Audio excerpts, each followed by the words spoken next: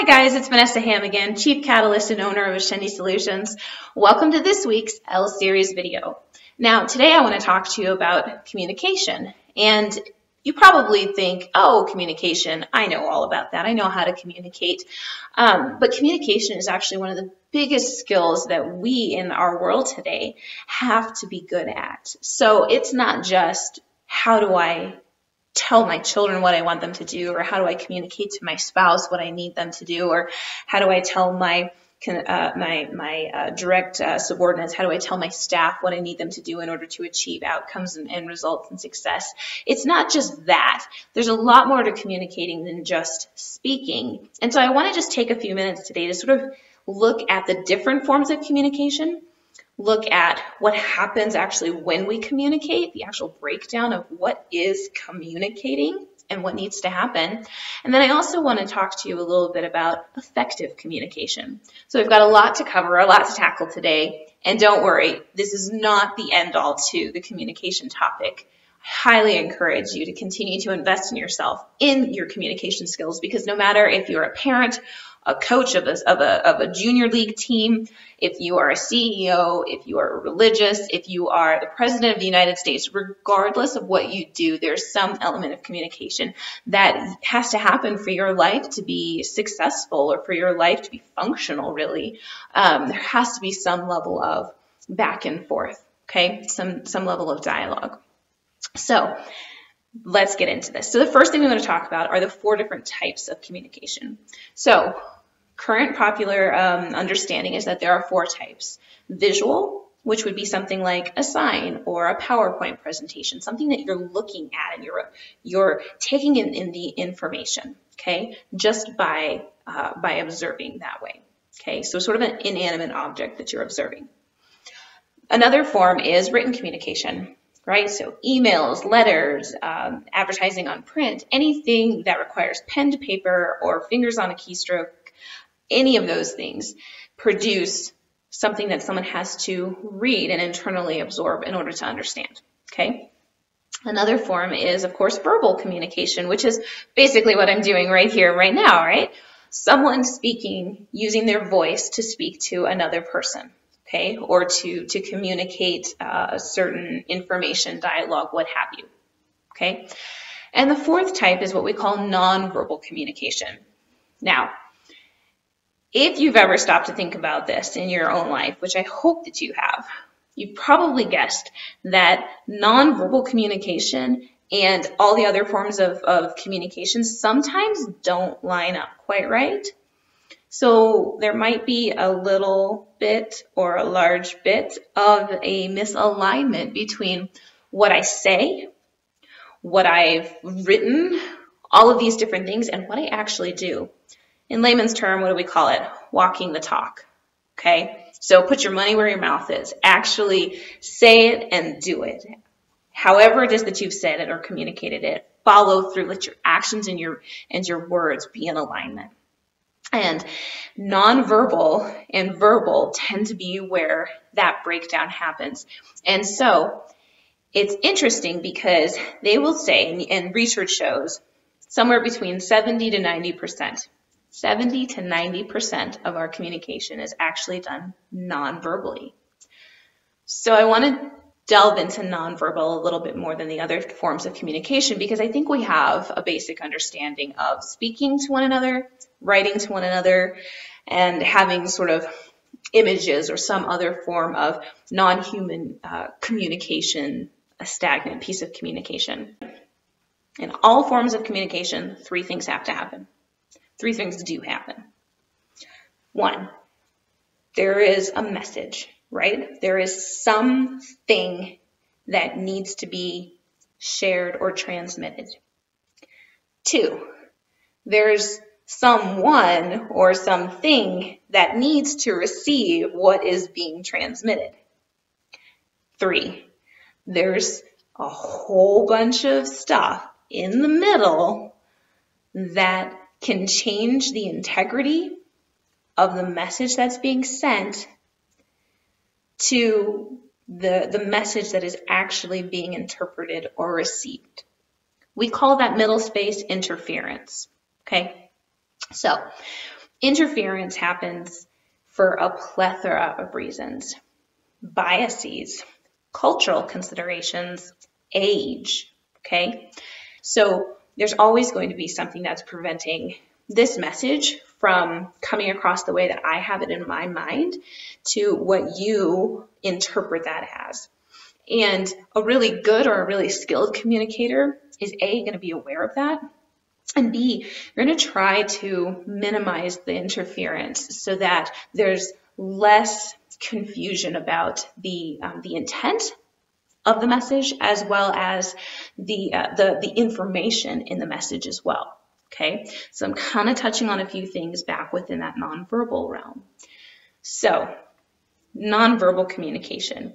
What happens in nonverbal communication is we actually take away more of our sensory input. So you're not actually using pre-agreed upon words. So if I say cold, we have a pre-agreed understanding of what cold means. We may have a subjective definition. I may think cold is 30 degrees. You may think cold is 80 degrees. But we both have an understanding. We have a picture in our mind of what cold means or what cold looks like. Okay? So if we're having a nonverbal communication, all of a sudden we've removed this element of a pre-agreed upon definition of a word. Okay, because I'm no longer verbally or writing out words that have pre-agreed definitions. I'm removing all of that, and you're basing you as the receiver of a message. You're basing what that message is on really not a lot. You're basing it on basically whatever your frame of mind is, whatever your reference point is. So, because I've not given you anything that we've already agreed upon. Does that make sense? So, in nonverbal communication, we talk about haptics, which is touch. Okay, so I may not say anything. Maybe you're really, really upset. You just had this horrible tragedy happen. You've lost your job. You've lost a family member. Like, you're just really, really sad and upset. And maybe there's nothing that I can say to really make you feel better. Maybe I just don't know what to say. And maybe all I do is just put my hand on your shoulder and I'm just there with you. Okay? I communicated something to you. I communicated, hopefully, what I would assume is I've communicated love and warmth and just support, even though there's nothing I can do. Now, how you interpret my hand on your shoulder could be entirely different, right? You could be in the same place as me and you could think, gosh, that was just really kind of Vanessa. It was so warm and kind and loving of her because there was nothing she could say. That was just really good of her. You would also think, what a creep. I'm in the middle of this huge thing and she touches me, get off me. What are you doing? Okay? And that would be a totally, hopefully not reasonable, but a totally reasonable response to have as well, because I'm not in your brain and we've not agreed on any standard before I did something, I touched you. Okay, so we think of a mother and a child and the touch. So a mom doesn't necessarily have to say anything to her 2-month-old or 6-month-old baby because baby doesn't understand, but she can pick up baby and she can hold baby, and haptics is what it's called. When this happens, something is being communicated and it's teaching and training.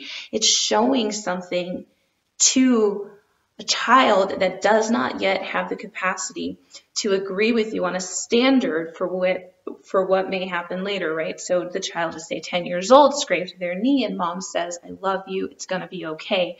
Maybe that's all 10-year-old Jimmy needs because Jimmy knows what that actually means. There's a definition there that they've agreed upon, and Jimmy has learned it. But when Jimmy was a 2-month-old baby, Jimmy didn't know that. Okay, so something was communicated via touch. Another thing that happens in verbal or nonverbal communication is distance, right? Let's say I'm very comfortable being in close proximity to someone else. I personally have, I've been a dancer for over 25 years. I'm very comfortable being in your space because I'm a dancer and I'm used to being in people's space. Maybe you're not a dancer. Maybe you have a 10-foot bubble rule, and if you come within 10 feet, you're not comfortable. So again, scenario, you and I are in a room together. Maybe we're at a house party and we're chatting, and I keep walking towards you because I'm comfortable at 3 feet and you're comfortable at 10 feet. And so you keep backing up and I keep moving forward and you keep backing up. Even though we may be conversing verbally about other things, there's something happening in the nonverbal realm, right? And it's communicating something. And what it's communicating, the integrity of what it's communicating, and the information of what it's communicating, we don't know, right? So another one is Kinesics, okay? I have a very hard time saying this word, Kinesics. Kinesics is body language, okay? So how close we are to one another is called proxemics. So our proximity, proxemics. Body language is called kinesics. So let's say you are pushing your cart in the grocery store. Had a really long day at work, okay? Have this huge project. It's not finished. It's hanging over your head. You were supposed to be leaving at 6 a.m. in the mornings to go to the mountains to go skiing, and you can't do it because you've still got this project hanging over your head. So you're upset, you're frustrated, you're pushing your cart along. All this stuff is rolling around in your head, okay? And you're scowling at people. You're scowling because you're thinking and you're like, oh man, this isn't supposed to be happening. I'm supposed to be done. What is going on? So you're frustrated. Now, every single person that's looking at you as you walk past them has no idea what's going on in your mind. What's going on in their mind is probably, what a jerk. Man, that person's like had a bad day. Like, whoa, let me get out of your way, okay? You are, without using any words, you are sending clear messages to everyone around you that something is not okay. Again, we have to look at the integrity and the information here. Now, in your mind, you're probably going, it has nothing to do with any of you people. And if somebody were to stop and say, hey, you know what? You've got a really ugly scowl on your face and you're really offending me, or did I offend you, or what is going on? If someone were to break through that with a verbal communication, you would probably be shocked. Oh no, it has nothing to do with you. I'm so sorry. No. I just had this really long day, blah, blah, blah, blah, blah. Spouses, does this ring any bells for you? I'm not married, I'm just saying. Assuming something about the other person just because all you're doing is basing that on the body language that you're seeing, okay? Those kinesics. But if someone were to break through, you may find again that it was completely misinterpreted. Completely misinterpreted. Well, now I don't have to feel offended that you've been scowling at me in line. Maybe I'm the checkout cashier and I'm like, you know what, I'm really sorry. Maybe I don't have to feel awkward and upset because as soon as you understand, oh, I'm sorry, this has nothing to do with you, we can have that conversation and we can be on the same page again and everything's okay. There's also things like tone that's becomes really, really important as well. So sarcasm, anyone? I am personally not a fan of sarcasm because sarcasm, regardless of why you're being sarcastic, tends to mean that there's a true message hidden in your words, okay? So it's actually rather duplicitous. If you're really big into sarcasm, I'm sorry, but this is one of those times where I'll say you should probably take a look at that and try to be less sarcastic. But tone of voice. Oh yeah, everything's fine. Do you believe me at all? You know what? That dinner, it was the best thing that I have had.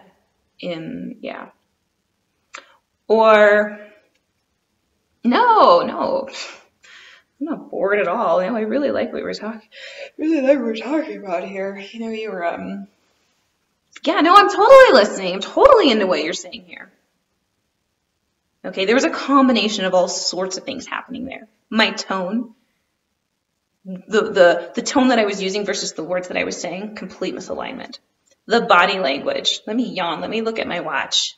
Totally in misalignment with what I was saying to you about today with communication is how to be an effective communicator. And part of that is just admitting that, you know what, you're not going to be a great communicator in all forms and in all times. You're human, okay? We've got an opportunity today to know more about this, the study of communication, the research behind communication, how to be effective communicators. We have better insight than we have ever had. But at the end of the day, communication still comes down to relationships and being able to be present in relationships and in our communication with relationships, okay? So to be an effective communicator, there's a few things that are really important. First of all, to be a good communicator, you have to have an understanding of the words that you're using or the goal of your communication. I like to communicate. I like to talk. There are times, however, and I'm sure you're going to see this throughout our times together, where I probably could have said that a little bit more concisely or precisely. Sometimes when I tell stories, I sort of go off on tangents and I can get distracted and all of these good things. Okay, so, but I don't want to waste your time. And I don't want to tell you something that's not true either. So there's a responsibility on my part as a communicator, as an effective communicator, to make sure that I know what my goal is that I'm trying to communicate, and that I know what my strengths are and where my potential pitfalls might be in my attempts to communicate that to you. Okay? So it's also important and helpful for me to know my preference for communication and my weaknesses in communication. So I am, I would say, a fairly good public speaker. I'm very good at verbal communication. I'm pretty good at written communication. Visual communication, but I tend to forget about nonverbals. So I'm one of those people who might not even think about my nonverbals while they're happening. And considering the fact that that's a huge portion of how we actually communicate is through our nonverbals, it's something that I have had to train and continually be aware of so that I'm not rolling my eyes when somebody's saying something that I find to be less than thrilling or I question the integrity of. I have had to work on how to not say, well, you know, all of these pauses, all of these intermittent things. You'll start noticing people's tics, their nonverbal tics, things that they tend to do to fill up time or space or what have you. An effective communicator is simply aware of those, aware of their own, okay? My preference is I love to talk. I love to talk. So that's all well and fine for me. The other thing I need to know as well is you, my audience. Now, my audience could be one person. We're having coffee, sitting down, or we could be on a date. You're my audience, one person. It could be that I'm facilitating a meeting and there's 20 or 30 people in the room and we're in a professional environment. My audience is very different in that environment. What if I'm doing a keynote speech in front of 6,000 people? All of a sudden, again, my audience is different and I have to know my audience and I have to tailor how I communicate my message based on that audience to some degree. On a one-to-one conversation, we can do all sorts of things, right? We can have verbal communication, we can have written communication, we can have nonverbals going on, we can have all of these things happening. In a room of 20 people, a lot of things will be happening, but suddenly it makes a little bit more sense that instead of written communication to each other, so we're all around a boardroom table, and instead of talking to one another, hey, Billy, I noticed that your project's running a little bit behind schedule. Instead of saying that, I pull out a piece of paper and I write it down and I slide it over to you. Doesn't that have like a completely different impact on you and how you're receiving and interpreting that message versus if I had said, hey, Billy, and actually had a verbal conversation with you, okay? So to summarize for us today, communication. There's a lot that goes into communicating, and we do it so much. If you are a Twitterer or a social media junkie in any capacity, you're doing this way, way more often than the average Joe used to 20, 15 years ago, okay?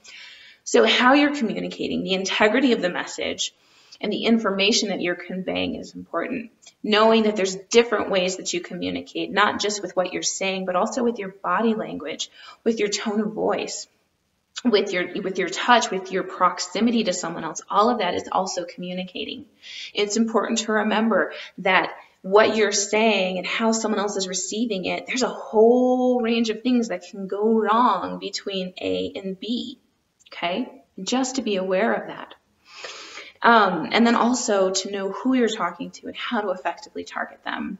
All good information. So I have 2 book suggestions for you this week. If you are struggling with certain communications, this Crucial Conversations is actually one of those training courses that you can do from, it used to be from the Franklin Covey Institute. This is one of the most powerful communication courses from a foundational level that I would highly recommend for anyone. This is how to say, you know what, if I let this go, this is for those moments where if you let it go, whatever it is that's happened, if you let it go, it's going to change the course, the trajectory of your project, of your marriage, of your relationship, of your whatever.